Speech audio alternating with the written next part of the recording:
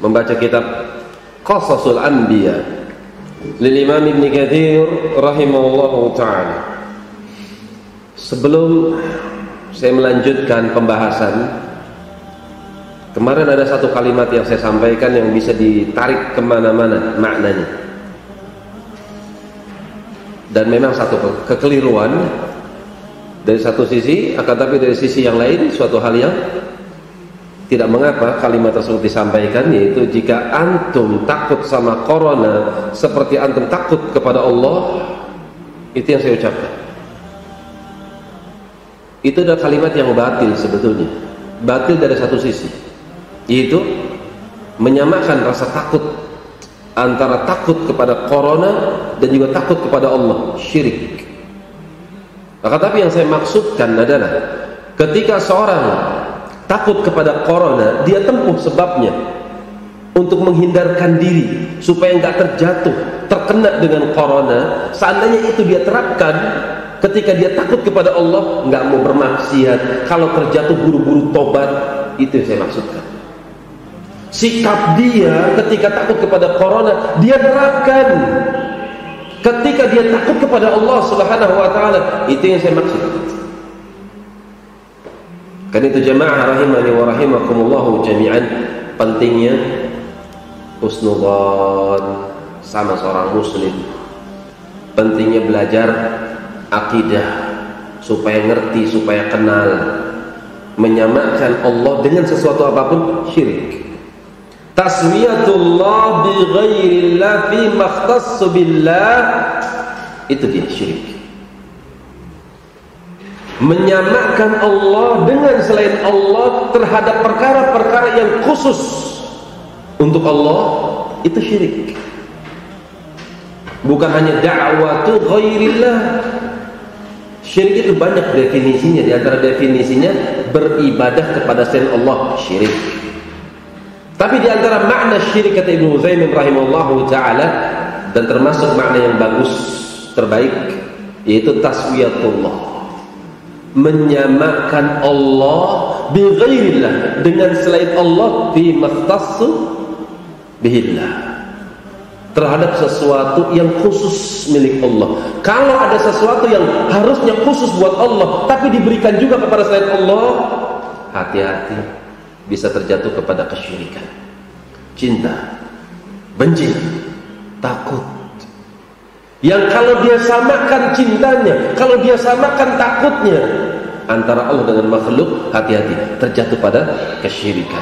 Karena itu jamaah rahimani wa rahimakumullah, pentingnya terus belajar. Dengan sebab ilmu, Anda akan tahu kapasitas diri Anda, sejauh mana sih tingkat derajat Anda di dunia dan juga di akhirat. Baik, kita langsung saja kepada pembahasan. Kata Ibnu Katsir rahimahullahu taala, qala Allah taala, Al-Imam Ibnu Katsir membawakan kisah Ibrahim pada ayat yang lain, pada surat yang lain, itu dalam surat Asy-Syu'ara ayat yang ke-69. Silakan. Dan Imam Ibnu Katsir membawakan dari ayat yang ke-69 sampai ayat yang ke-73.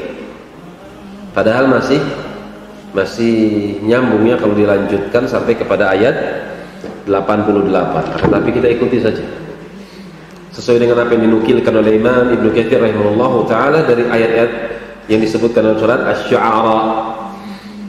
Allah Subhanahu wa ta'ala mengatakan, "Watlu 'alaihim naba'a Ibrahim idh qala li abihi wa qaumihi ma ta'budun qalu na'budu asnaman fa nadhallu laha 'akifin." Bacakan kepada mereka berita tentang Ibrahim alaihissalam. Idh qala li abihi, ketika beliau berkata kepada ayahnya, wa qaumihi, dan juga pada kaumnya. Ayat ini memberikan pelajaran buat kita sebagaimana penjelasan yang telah berlalu. Awali dakwah pada rumahmu, awali istri Jangan sampai engkau berdakwah di jalan Allah, istri lupa kau dakwahi. Istri masih asyik tanpa berkerudung. Istri masih belang bentong sholatnya, kadang sholat kadang enggak. Itu termasuk suatu hal yang terlalaikan, suatu hal yang tidak sepatutnya terjadi pada diri seorang du'at ilallah. Dia ingatkan istrinya. Ibrahim alaihissalam memberikan pelajaran untuk ayahnya terlebih dahulu. Idh qala li abihi wa qawmihi, ketika beliau berucap kepada bapaknya nasehatin, ibunya nasehatin, istri, anak-anaknya dinasehatin, dikasih pelajaran mereka. Jangan sampai kau sibuk dengan urusanmu sementara kau lupa terhadap istrimu. Sibuk baksos, sibuk dakwah misalnya, istri asik ngelonin remote depan TV, nggak diingetin tentang takwa, nggak pernah diajarin taklim. Itu suatu hal yang kurang ya. Suami bisa asyik merasakan kelezatan ilmu, istri nggak diajak. Ini kenapa dengan antum? Ibrahim alaihissalam mengawali dakwahnya kepada keluarganya. Idh qala li abihi wa qaumi, ketika dia berucap kepada bapaknya dan juga kepada kaumnya, ma ta'budun, apa sih yang kalian sembah?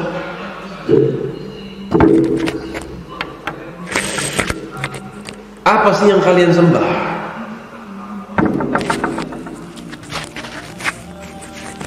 Maka mereka mengatakan, qalu na'budu asnaman, kami nyembah arca. Fanadhallu laha akifin, yang kami bernaung di sisi berhala-berhala tersebut, akifin, kami beriktikaf, berdiam diri.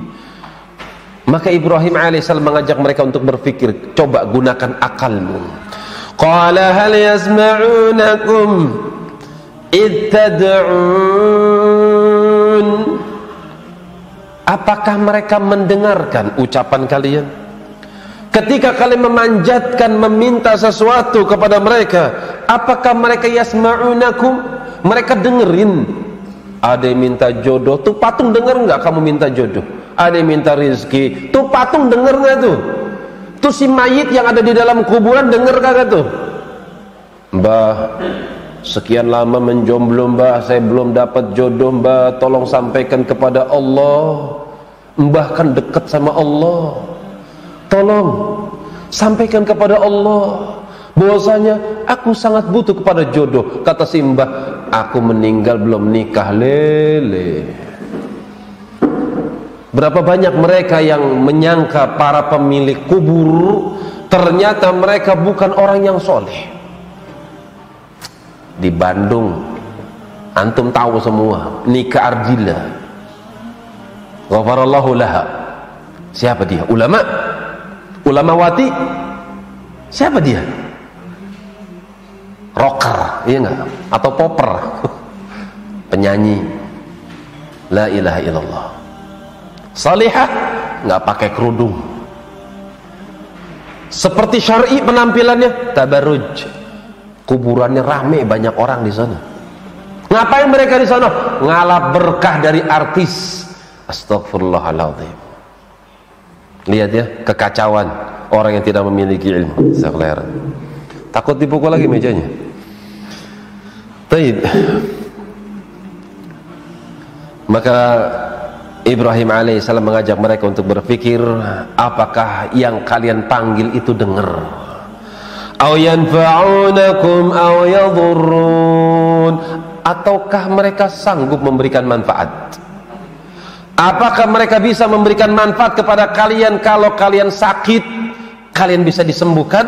Kalau kalian lapar, kalian dikasih kekenyangan. Kalau kalian miskin, dikasih kekayaan. Aw yadhurrun, atau kalau kalian nggak mau nyembah mereka, apakah mereka itu sanggup mengadab kalian, menimpakan kesialan kepada kalian? Sanggup nggak tuh? Maka mereka menjawab, ini ya, ahlul batil tuh nggak punya keterangan. Beda dengan ahlul syubhat. Ahlu syubhat itu pintar bikin syubhat, minjem ayat, minjem hadis, kemudian dia setir sesuai dengan hawa nafsunya. Itu ahlu syubhat. Tapi kalau ahlul batil, awam, yang bodoh, yang jahil terhadap agama, maka mereka tidak akan pernah punya hujah atas perbuatan tersebut. Dan biasanya seperti kajian yang kemarin, ketika mereka tidak bisa menampakkan hujah, maka mereka akan menggunakan otot-otot mereka.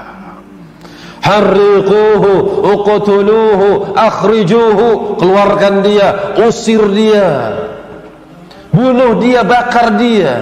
Kan seperti itu kalau sudah menggunakan massa, enggak dipakai lagi akalnya, tapi tenaganya yang dipakai. Maka mereka mengatakan, qalu bal wajadna aba'ana kadzalika yaf'alun.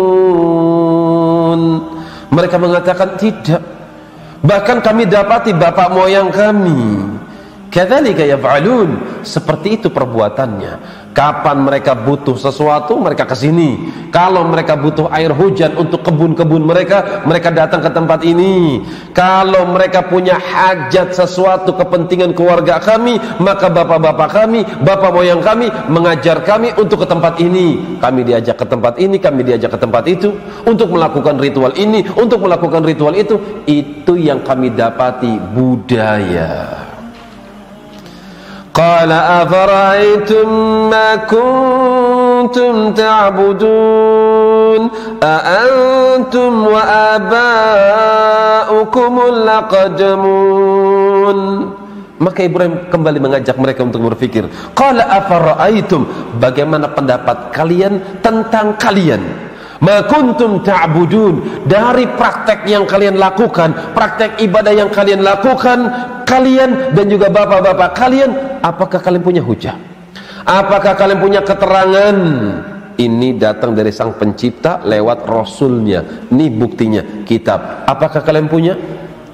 Am atainahum kitaban fahum ala bayyinatin minhu. Apakah kalian punya kitab sehingga dengan sebab kitab tersebut kalian bisa menunjukkan keterangan yang nyata akan benarnya perbuatan kalian? Bal ya'idhu zalimuna ba'duhum ba'dha illa ghurura. Demikianlah orang-orang yang zalim, enggak sanggup mereka. Tidaklah mereka menjanjikan sesuatu kecuali dibangun di atas tipuan. Fa innahum aduwli illa rabbal alamin. Kata Ibrahim alaihissalam, ketahuilah sesembahan-sesembahan kalian itu adalah musuh aku. Lihat ya bagaimana Ibrahim alaihissalam mengajarkan loyalitas dan juga bara'ah. Kapan seorang loyal dan kapan seorang pasang sikap. Ketika mendapati kesyirikan, ketika mendapati kebatilan, maka la talbisul haqqa bil batil. Nggak boleh kau campur antara hak dengan batil. Kalau dikatakan toleransi, ada waktunya dan ada tempatnya. Dan Islam nggak kenal toleransi kesyirikan. Wa ma ana a'bud ma 'abadtum wa la antum 'abidu ma 'abadtum wa la antum 'abidu ma 'abadtum lakum dinukum waliyadin. Aku nggak nyembah apa yang kalian sembah, kalian juga sama nggak menyembah apa yang aku sembah. Lakum dinukum waliyadin, untukmu agamaku dan untukku agamaku. Jadi nggak ada toleransi. Oh, sehari di sini, sehari di situ, sehari lakukan ini, sehari lakukan itu, sehari mengesahkan ini, sehari mengesahkan itu. Nggak ada toleransi seperti itu. Toleransi kita kaum muslimin yang sebenarnya ketika kita punya sikap, tapi ketika mereka melakukan kesyirikan, ya kita nggak ganggu mereka. Itu toleransi kita. Mereka merayakan Natal, yang sudah urusan mereka. Mereka merayakan nyepi misalnya, lockdown, nyepi misalnya, itu urusan mereka, bukan urusan kita ngacak-ngacak kuilnya. Kita biarkan mereka, itu toleransi.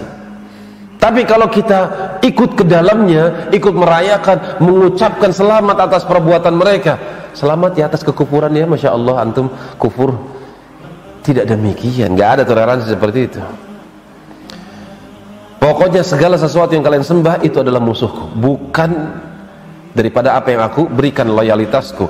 Illa rabbal alamin, Aku tidak menyembah apa yang kalian sembah kecuali satu sesembahan kalian. Siapa yang dimaksud? Rabbal Alamin, sesembahan kalian yang menguasai alam semesta. Ini kan ibrah dari Ibrahim, mengajak mereka untuk berpikir. Ibrahim tidak menyebut Allah, tapi Ibrahim menyebutkan sifatnya Allah. Aku tidak akan menyembah segala sesuatu yang kalian sembah kecuali satu sesembahan kalian yang menguasai alam semesta. Karena yang menguasai alam semesta berarti dia punya kekuatan. Yang punya kekuatan berarti dia punya kemampuan. Yang mampu pasti sanggup ngasih pertolongan, kan gitu. Alladzi khalaqani fahuwa yahdin, yang telah menciptakan aku, fahuwa yahdin, pasti dia akan bisa memberikan hidayah untukku. Ala ya'lamu man khalaqa wa huwal latiful khabir. Ala ya'lamu man khalaqa wa huwal latiful khabir. Tidakkah kalian ngerti, kata Allah? Tidakkah kalian tahu? Ala ya'lamu, sungguh dia Allah Maha tahu. Man khalaqa, makhluk-makhluk yang dia ciptakan. Segala sesuatu yang dia ciptakan pasti Allah tahu. Allah ngerti apa yang ada pada hamba-hambanya, apa yang tersimpan di dalam jiwa hamba-hamba tersebut. Allah pasti tahu. Dan Allah pasti tahu mana yang plus, mana yang minus, apa yang dibutuhkan oleh hambanya, pasti Allah tahu. Karena itu Nabi Musa alaihissalam ditanya oleh Fir'aun, qala faman rabbukuma ya Musa, qala rabbuna alladhi a'ta kulla shay'in khalqahu thumma hada. Hai Musa, hai Harun, jelaskan kepada kami, jelaskan kepada saya, siapa sih Tuhanmu, siapa sih Rabbmu? Allah itu siapa? Kata Musa alaihissalam, qala rabbuna alladhi, Tuhanku Allah. Kau pengen tahu hai Firaun? Alladhi khalaqa, qala rabbuna alladhi a'ta kulla syai'in, Tuhanku adalah yang telah memberikan segala sesuatu, Maha pemberi rizki. Tuh, kau pengen tahu siapa Allah? Aku sebutkan, kata Musa, Tuhanku adalah yang telah memberikan segala sesuatu kepada khalqahu, kepada seluruh hamba-hambanya. Thumma hada, kemudian hamba tersebut dikasih petunjuk, dikasih bimbingan. Kalau seekor semut aja ngerti bagaimana cara makan, kalau seekor semut yang ada di dalam tanah aja ngerti bagaimana cara mengeluarkan biji yang sudah mereka masukkan ke dalam lubang mereka supaya enggak tumbuh kena lembab, kena air, makanya kalau pagi dia keluarin supaya kena matahari, karena bijinya nanti kering. Kalau kering kan enggak akan tumbuh. Itu dari mana punya pikiran kayak gitu semut? Itu termasuk hidayah yang Allah berikan kepada hamba-hambanya. Itu Allah. Sabbihisma rabbikal a'la alladhi khalaqa fasawwa walladhi qaddara fahada. Sabbihisma rabbikal a'la, sucikanlah nama Tuhanmu yang paling tinggi. Alladhi khalaqa fasawwa, dialah Allah Tuhan kalian yang telah membentuk kalian, menciptakan kalian, fasawwa, dengan bentuk yang paling terbaik. Kemudian yang telah memberikan ketentuan untukmu, dan juga fahada, memberikan hidayah, memberikan petunjuk bagimu untuk mendapatkan kemaslahatan dunia, bagaimana cari makan, bagaimana cari penghidupan. Itu hidayah dari Allah. Yang bisa memberikan hidayah pasti Sang Pencipta, itulah Tuhanku. Yang tidak bisa menciptakan, bagaimana mungkin dia bisa ngasih hidayah? Yang tidak bisa menciptakan, bagaimana mungkin dia bisa ngasih petunjuk, kemaslahatan untuk duniaku, kemaslahatan untuk akhiratku? Bagaimana mungkin? Karena itu Ibrahim mengajarkan mereka, alladzi khalaqani fahuwa yahdin, yang telah menciptakanku pasti dia yang bisa memberikan bimbingan untukku. Alladzi huwa yut'imuni wa yasqin, walladzi huwa, dan dia juga Allah yut'imuni, yang memberikan makan untukku, wa yasqin, yang memberikan makan untukku dan juga memberikan minum untukku. Lihat ya, Ibrahim alaihissalam tauhidnya luar biasa. Bimbingan antum jadi PNS itu petunjuk dari Allah yang Allah berikan buat antum. Antum jualan laku, antum bisa bikin sesuatu, antum jual, menghasilkan uang. Itu hidayah yang Allah berikan pada antum.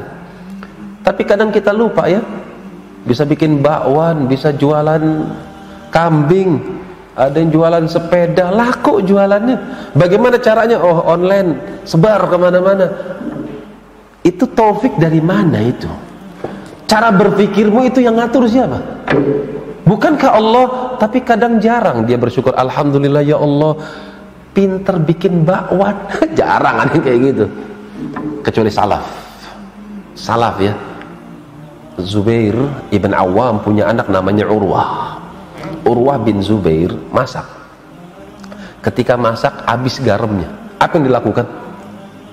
Lihat ya, tauhid seorang tabi'in dengan tauhid kita. Kalau kita ngapain? Beli garam berapa bi?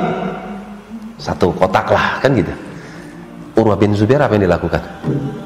Ya Allah, garam habis ya Allah, berikan kemudahan ya Allah, minta garam. Astagfirullah, jauh banget ya kita sama mereka ya. Garamnya dipinta, minta dulu sama Allah, baru keluar ke warung cari garam. Karena belum tentu antum punya uang keluar cari garam, tutup tuh warung. Apa sebabnya? Antum ngandelin diri antum. Ana ingetin di sini ya, jangan ngandelin diri sendiri, apalagi takjub sama diri sendiri. Syekh Al-Imam hafizahullah ta'ala, antum kenal Imam Al-Kisai? Kenal Imam Al-Kisai? Tahu? Kenal nggak? Ya nggak kenal, antum nggak sejaman dengan beliau. Ini orang tua banget ya. Ini zaman Imam Syafi'i, zamannya Harun Ar-Rasyid. Anda pun nggak kenal, cuma Anda tahu aja, pernah baca bukunya, pernah dengar ceritanya. Imam Al-Kisai itu ahli lughah, ahli qiraat. Orang-orang yang jago dalam bidangnya dipanggil sama Harun Ar-Rasyid untuk menjadi penasehatnya ya. Masya Allah ya, doakan Pak Jokowi semoga beliau mendapatkan taufik dan duduk dengan orang-orang yang baik seperti pemimpin-pemimpin Islam terdahulu. Al-Asma'i ahli sastra dan juga adab, dipanggil, ajarin anak saya. Masya Allah, sampai seperti itu ya. Kemudian Al-Kisai ahli lughah, ini lawannya Sibawayh. Nanti antum belajar nahwu, antum dalami ilmu nahwu, antum akan kenal siapa Sibawayh, siapa Al-Kisai. Ini orang-orang kesohor semua dalam ilmu lughah dan qiraat, jago baca Qur'annya. Dibanding ulama-ulama sekarang ya tentu jago, lebih bagus ulama terdahulu, sanadnya dekat. Al-Kisai rahimahullahu ta'ala pernah mengimami, ngaji bagus banget memang ya. Anda belum pernah dengar, nggak ada MP3 zaman dulu kan, cuman dari riwayat-riwayatnya banyak yang kagum dengan bacaannya. Ternyata beliau salah baca ayat, yang kesalahan ini mungkin anak kecil pun mungkin nggak mungkin salah bacanya, tapi beliau salah. Antum pernah baca Quran ya, mungkin kalau didengar pun palas dengernya. Misalnya ya, ayat yang dibaca kata Syekh Imam hafizahullah ta'ala diantaranya, Zahara fasadu fil barri wal bahri bima kasabat aydin nas liyudhiqahum ba'dal ladzi 'amilu la'allahum apa? Yarji'un. Antum nggak bakal salah bacanya, kan gitu. Tapi Imam Al-Kisai baca apa? La'allahum yarji'in. Ini karena ahli qiraat, karena ahli lughah. Harun Ar-Rasyid nggak berani betulin. Selepas daripada sholat baru ditanya, ya Imam, itu qiraat baru, biasanya kan yarji'un, kok ini yarji'in? Tawadhu jamaah. Ya Amirul Mukminin, akhta'tu, saya salah, saya keliru. Coba kalau antum, itu qiraah nggak waras itu. Bukan waras, itu nggak waras itu. Nggak mau disalahin. Tapi beliau tunduk ya. Dia katakan itu salah. Kenapa? Wajadtu fi nafsi, aku dapati ketika tadi baca Quran itu takjub dengan bacaanku sendiri. Allah hukum. Lihat ya, Masya Allah, bisa evaluasi. Aku dapati diriku takjub ketika ngaji baca Quran. Masya Allah, dia takjub, Masya Allah, bacaanku bagus sekali. Allah kasih salah ketika itu. Kan itu ketika antum bisnis, jangan takjub dengan diri antum. Kalau antum takjub, na'udzubillah, antum ngundang petaka kalau begitu. Seorang imam pun nggak aman daripada takjub. Cuman bedanya mereka tuh gampang kembali. Ini kesalahannya, tahu deh itu salah. Orang sekarang kan enggak, Masya Allah, anak gitu tambah membusung dada. Kalau antum laku dagangannya, maju, pesat bisnisnya, puji Allah, Allah yang memberikan bimbingan buat antum. Allah kabarkan, atau Ibrahim alaihissalam, lihat nih, ketika aku lapar, Allah yang ngasih makan. Kalau kita kan nggak pernah mikir hal seperti itu. Ketika aku haus, Allah yang ngasih minum. Kita nggak pernah berpikir seperti itu. Makan aja, minum aja. Gelegek misalnya, alhamdulillah. Cuma sebatas ngomong aja, alhamdulillah. Hatinya nggak pernah meresapi kalimat segala puji cuman milik Engkau ya Allah. Kapan kita kayak gitu?